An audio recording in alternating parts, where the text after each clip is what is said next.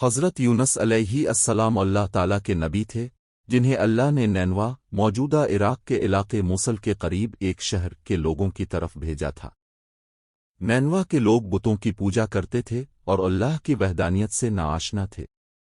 حضرت یونس نے اپنی قوم کو اللہ کی طرف بلایا، توحید کا پیغام دیا اور انہیں شرک سے باز رہنے کی تلقین کی، لیکن ان لوگوں نے انکار کر دیا اور حضرت یونس کی بات کو مذاق میں اڑا دیا۔ حضرت یونس نے اپنی قوم کو بارہا سمجھایا، لیکن وہ اپنی ضد پر قائم رہے۔ آخرکار حضرت یونس ان سے ناراض ہو گئے اور بغیر اللہ کا حکم لیے شہر چھوڑ کر چلے گئے۔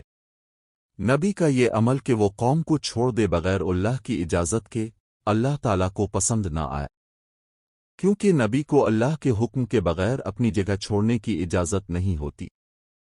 حضرت یونس شہر چھوڑ کر سمندر کی طرف روانہ ہو گئے۔ وہاں ایک کشتی تھی جو مسافروں کو لے جا رہی تھی۔ حضرت یونس نے اس کشتی میں سوار ہونے کی اجازت مانگی اور وہ کشتی میں سوار ہو گئے۔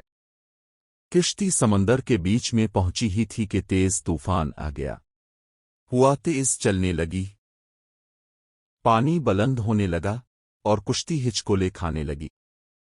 کشتی کے لوگوں نے محسوس کیا کہ یہ طوفان معمولی نہیں ہے، ضرور کوئی گناہگار شخص کشتی میں سوار ہے جس کی وجہ سے یہ آفت آئی ہے۔ چنانچہ انہوں نے قرعہ اندازی کی، یعنی پرچی نکالی تھی کہ دیکھیں کون ہے وہ شخص جسے کشتی سے اتارا جائے تاکہ باقی لوگ بچ جائیں۔ پہلی بار پرچی حضرت یونس کے نام نکلی۔ چونکہ وہ نبی تھے، لوگ حیران ہوئے اور دوبارہ قرعہ اندازی کی۔ دوسری بار بھی انہی کا نام آیا اور تیسری بار بھی۔ اب سب کو یقین ہو گیا کہ یہی وہ بندہ ہے جس کی وجہ سے یہ مصیبت آئی ہے۔ حضرت یونس سمجھے کہ یہ اللہ کا فیصلہ ہے، وہ خود سمندر میں کود گئے۔ جیسے ہی وہ پانی میں گرے، اللہ تعالیٰ کے حکم سے ایک بہت بڑی مچھلی آئی اور حضرت یونس کو نگل گئی۔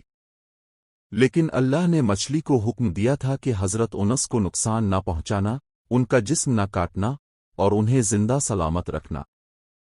چنانچہ مچھلی کے پیٹ میں حضرت یونس زندہ رہے۔ مچھلی کے پیٹ میں حضرت یونس کی دعا۔ اندھیرا ہی اندھیرا تھا، اوپر سمندر کا اندھیرا، رات کا اندھیرا اور مچھلی کے پیٹ کا اندھیرا۔